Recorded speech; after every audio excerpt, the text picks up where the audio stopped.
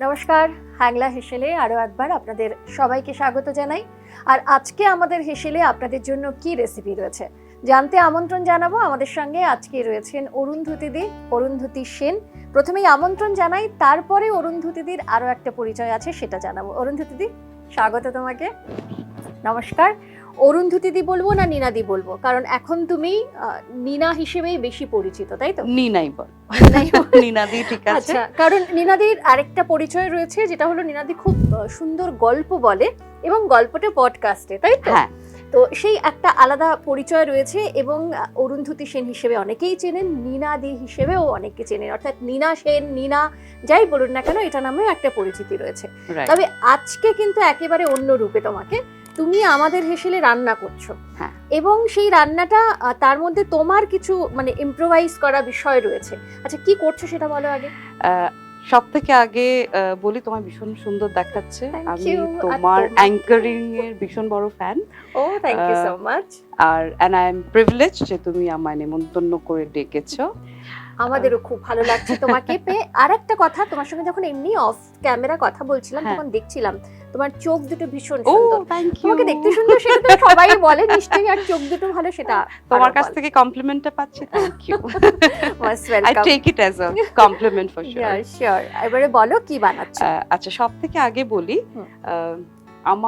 আমি এক বাঙাল বাড়িতে জন্ম, আমার বাঙাল বাড়িতে বড় হয়েছি এবং বাঙাল বাড়িতেই আমার বিয়ে হয়েছে। তো যা হয় আর কি, বাঙাল বাড়ির সব থেকে ইম্পর্টেন্ট কিন্তু ডাল। এটা নিয়ে আমার ঘটি বন্ধু বান্ধবদের থেকে ভীষণ আওয়াজ খেতে হয়, এই তোদের এই বিভিন্ন ডাল খাওয়া শুরু করবি ডাল দিয়ে, শেষ করবি ডাল দিয়ে।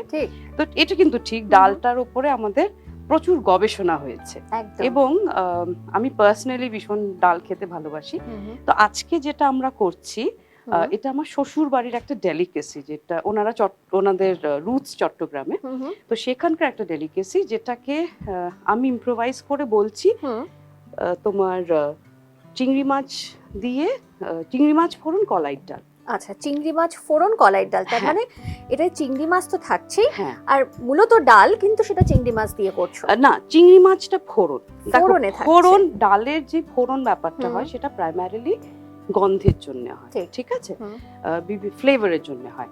এখানে আমি চিংড়ি মাছের একটা ফ্লেভার এর জন্য এনেছি, কারণ মূলত যেই প্রিপারেশনটা হবে সেটা কলাইয়ের ডালের প্রিপারেশন হবে। আর এটাতে কিন্তু এটা একটা ডেলিকেসি, এটা কিন্তু একটা তরকারির মতন রান্না। সাধারণত কলাইয়ের ডাল আমরা জানি মৌরি ফোড়ন আর হিং ফোড়ন দিয়ে হয়, এটা সম্পূর্ণ আলাদা। এর জন্য আমি যখন ফার্স্ট টাইম আমার শ্বশুর বাড়িতে গিয়ে এটা খাই, আমার বউ হাতে রান্না হয়েছিল, আমি মানে জাস্ট পাগল হয়ে গেছিলাম। আর আরেকটা ডালের প্রিপারেশন হয়, সেটা হচ্ছে চিংড়ি মাছ ফোড়ন দিয়ে মুসুর ডাল। তো কোথায়ও আমি নিজে একটু এক্সপেরিমেন্ট করে বলে আমি একবার এই দুটো ডালকে মিশিয়েছিলাম, করে একটা সাংঘাতিক কম্বিনেশন তৈরি হয়েছে। তো সেটাই আমি আজকে a little bit of my improvisation সেটা দিয়ে ডালটা তৈরি করব। এবং মানে যেটা এতদিন তোমার হেসেলে ছিল, সেটা এবার আমাদের দর্শকদের সবার হেসেলে পৌঁছাবে। আর আমি ভীষণ ভাবে চাইবো আমার দর্শকদের কাছে এই ডালটার রেসিপিটা যাক, লোকেরা জানুক। প্রথমে কি দেব বলো? আমরা সরষের তেল লাগছে। আমরা মোটামুটি 200 গ্রাম ডাল যেহেতু ব্যবহার করছি, মোটামুটি বড় চামচের 5 চামচ মতন সরষের তেল কিন্তু লাগবে। আচ্ছা, এটা একটু কম করে দিই, তেলটা গরম হয়ে গেছে। এবারে কি দিচ্ছ বলো? বাহ, সরষের তেলটা কিন্তু খুব ভালো ঝাঁজ বেরোচ্ছে। সব থেকে আগে আমরা রসুন কুচি দেব, আর এই পরিমাণে মোটামুটি ছোট বাটির 1 বাটি রসুন লাগবে, কারণ এটাতে রসুনের গন্ধটা কিন্তু বেশ স্ট্রং হবে। তার মানে রসুনটা বেশ খানিকটা দিচ্ছ তুমি। আচ্ছা, প্রথমে রসুনটা দিয়ে দিলাম, একটু কমিয়ে দাও, আঁচটা কমাতে হবে। আচ্ছা, রসুনটা কিন্তু খুব ভালো করে মানে সূক্ষ্ম করে কাটা রসুন কুচি। মানে যতটা কুচি হবে ততটা ভালো হবে, মুখে লাগবে না। আচ্ছা, খুব বেশি পোড়াবো না আমরা, তাহলে আরেকটু কমিয়ে দিলাম। এরপরে আমরা যেটা দেব সেটা হচ্ছে এই টমেটো কুচিটা। আচ্ছা, এটা কতটা নিচ্ছ? এটা মোটামুটি এই পুরো 1 বাটি, এটা হচ্ছে মিডিয়াম সাইজ কাটোরির 1 কাটোরি এক বাটি দিচ্ছ, মোটের উপর দুটো বড় টমেটো হলে বড় হলে তিনটের মতো লাগে। হ্যাঁ আচ্ছা আচ্ছা, এবার একটা খুব ইন্টারেস্টিং জিনিস দিচ্ছি, যেহেতু আমি এটা একটু অথেন্টিক স্টাইলে করতে চাইছি, আমরা লাল লঙ্কা বাটা দেব। এবার বাঙাল রান্নায় হয়তো যে তুমি জানো যে একটু ঝালের পরিমাণটা বেশি হয়, তো এটাতে কিন্তু লাল লঙ্কা বাটা দিলে খুব ভালো হয়। অনেক সময় হয় যে আমাদের হাতে সময় নেই, তাহলে ইন দ্যাট কেস গুঁড়ো লঙ্কা ইউজ করতে পারি। তাহলে পরিমাণটা একটু বেশি দিতে হবে, কারণ বাটা লঙ্কা ঝালটা অনেক বেশি। তো এই যে আমরা প্রপোর্শন নিয়েছি, তাতে মোটামুটি ছোট চামচের 1 চামচ ইজ গুড এনাফ। আচ্ছা, আর যেহেতু লঙ্কা বাটা মানে দিলে পরে কিন্তু স্বাদটাও একটু দারুণ আসে, তাই না? হ্যাঁ ভীষণ। এবার কিছুটা আমরা এটা এখন একটু কষিয়ে নিই।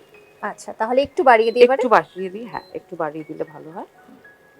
এটা তুমি যখন বলছিলে কিছুক্ষণ আগে যে তুমি প্রথম খেয়েছো বেশ কয়েক বছর আগে, তারপরে সেটা তুমি মুসুর ডালে চিংড়ি ফোড়ন দিয়ে খেয়েছো, সেটা আমার শ্বশুর বাড়িরই রান্না। এবার আমার কি হয়, চট্টগ্রামে যদি দেখো রান্না ব্যাপারটা না খুব জিওগ্রাফি বেস, তো এবার আমি দেখেছি, যেহেতু যেটা বললাম আমি বাঙাল বাড়িতে জন্মেছি, মানে আমার মায়ের রুটস হচ্ছে ঢাকা বিক্রমপুর, আমার ঠাকুরদা ছিলেন কুমিল্লার, আমার ঠাকুমা ছিলেন নোয়াখালীর। এবার কি হয়, ছোটবেলা থেকে না আমি বিভিন্ন ধরনের বাঙাল রান্না দেখে এসেছি।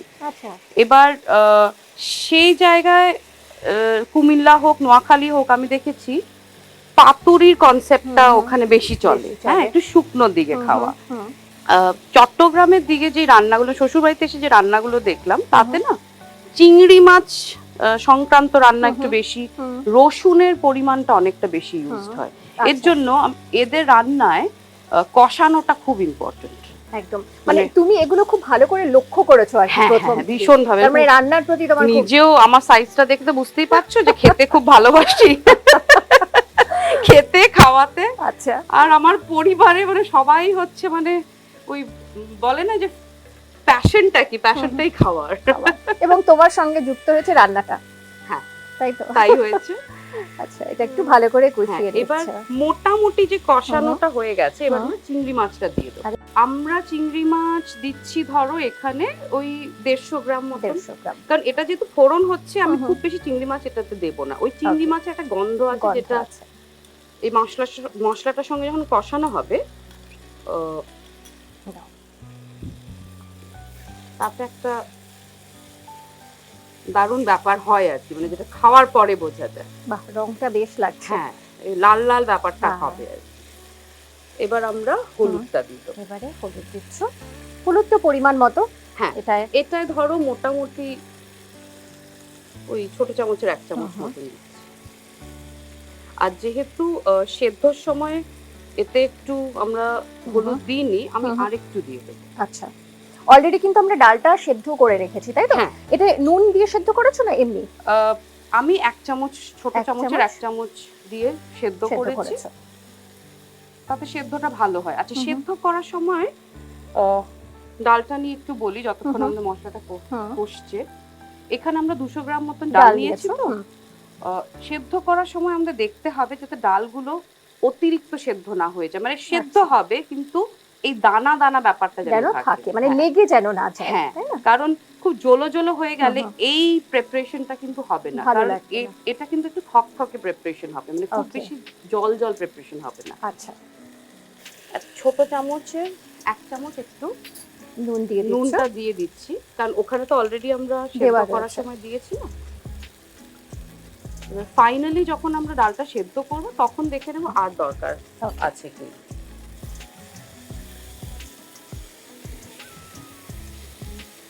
এটা যখন ভাজা হয়ে যাবে, আমরা কিন্তু ডালটাকেও একবার একটু ভালো করে মশলাটার সঙ্গে কষাবো, তারপরে আমরা জল দিচ্ছি। হ্যাঁ,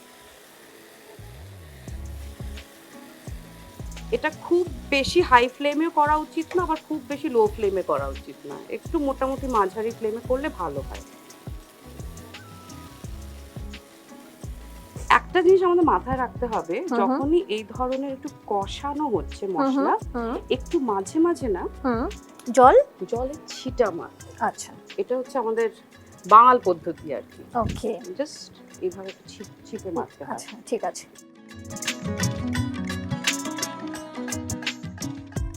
আচ্ছা এবার আমরা ডালটাকে এই মশলাটার সঙ্গে একবার কষিয়ে নিই। ডালটা তো বলেই দিয়েছো শুরুতে যে 200 গ্রাম ডাল রয়েছে। 200 গ্রাম ডাল আমরা সেদ্ধ করব, কিন্তু একটু গোটা গোটা থাকবে। তো সাধারণত 2 সিটি pressure is good enough. Okay, খুব বেশি জল না দেওয়াই ভালো আর মানে এটা তো খুব একটা থকথকে ব্যাপার হবে। হ্যাঁ হ্যাঁ একদম।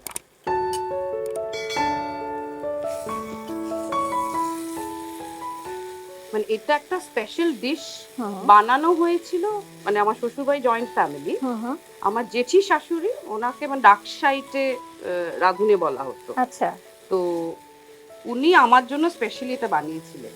ওকে, আর সত্যি বলছি আমি আর কিছু খাইনি। মানে তোমার বিয়ের দিনের গল্প বলছো কি? এটা বউ হাতের দিনের গল্প, এটা আমার জন্য স্পেশালি বানানো হয়েছিল। আচ্ছা, তো তারপরে তুমি শিখলে কবে?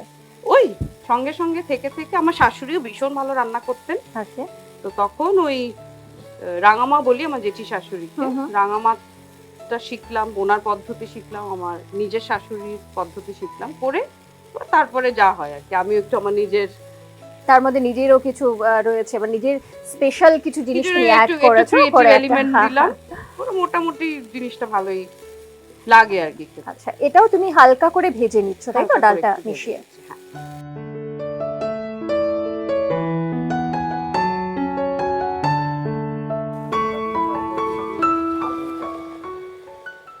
খুব বেশি জল ব্যবহার করছো না তাই না? জাস্ট ডুবে যাবে ওই।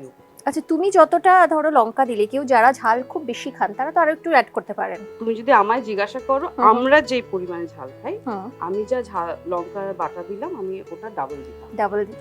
আচ্ছা, সেটা এবারে ওই স্বাদের উপরে যে যেরকম খান সেরকম একটু অ্যাড করতে হবে। এবার যা হয় লঙ্কা বাটাটা সত্যি একটু ডিফিকাল্ট হয়ে যায়, কেন মিক্সিতেও তো তোমার একটা সার্টেন পরিমাণ না হলে ওটা ঘুরতে চায় না, তো সেই ক্ষেত্রে লাল লঙ্কার গুঁড়ো ইউজ করা যায়, যেটা আমি বললাম এই প্রিপারেশনে 2 থেকে 3 বড় চামচ দিলে ওই কষানোর সময় ভালোই ঝাল হবে। তবে যদি সম্ভব হয় তাহলে লাল লঙ্কা বাটা দিলে স্বাদটা খুব ভালো আসবে, এটা একটু খেয়াল রাখতে হবে। আচ্ছা, এবারে পুরো এটাকে ফুটতে দিতে হবে। এবার আমরা এটাকে ফুটতে দিই। এটা কি ঢাকা দেওয়ার প্রয়োজন আছে? দরকার যেহেতু আমরা ডালটাকে অলরেডি সেদ্ধ করে রেখেছি, ও নিজের মতন ফুটতে পারে।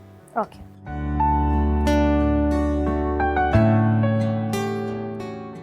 বেশ খানিকটা সময় তো হলো। হ্যাঁ, আরো কি এটা জলটা আরো টানবে না এটা এরকমই থাকবে? না, মোটামুটি দেখো হয়ে এসেছে, জলটা টেনে গেছে, মানে আমরা ডালটা দেখতে পাচ্ছি একদম। তো যেই আমরা দেখছি যে ডালটা আমরা দেখতে পাচ্ছি, এইবার আমাদের নামানোর সময় হয়ে গেছে। কারণ তুমি গ্যাসটা অফ করলে কিছুটা তো এমনিতেও জল অ্যাবজর্ব করবে, এবার বেশি। হ্যাঁ, আমি অফ করে দিই একদম। ওকে, আর এর মধ্যে এখন তুমি কিছু দিচ্ছ না? বাকিটা তুমি গার্নিশের সময়? এখন আর কিছু দিচ্ছি না, গার্নিশের সময় আমরা একটু কাঁচা লঙ্কা আর একটু সরষের তেল দিয়ে গার্নিশ। আচ্ছা, সরষের তেল উপরে তুমি দেবে। তোমাকে এটা দিচ্ছি গার্নিশের জন্য।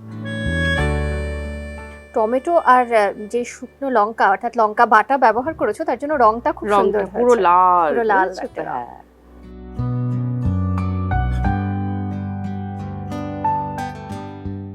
কাঁচা লঙ্কাগুলোকে মাঝখান থেকে চিড়ে রেখেছি।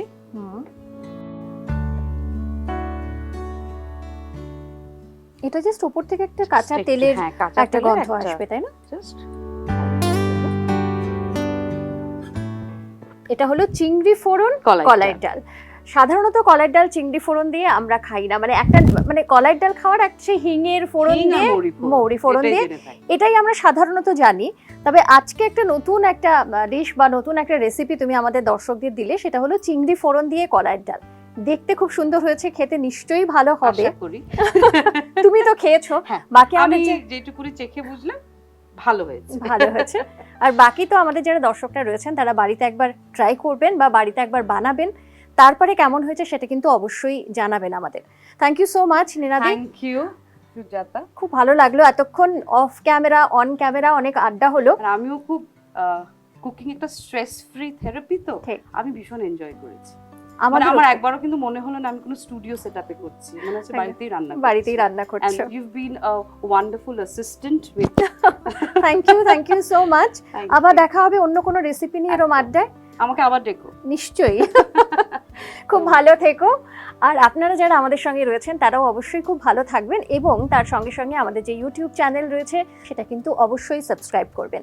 আর সঙ্গে আমাদের ইনস্টাগ্রাম বা ফেসবুকের যে রয়েছে পেজ, সেটা তো আপনারা রয়েইছেন, এবং আগামী দিনেও এভাবেই সঙ্গে থাকবেন, ফলো করবেন। শুধুমাত্র তো আজকের রেসিপি নয়, কারণ সারা বছর ধরে নানান রেসিপি নিয়ে আপনাদের সঙ্গে আমরা থাকি এবং আগামী দিনেও থাকবো।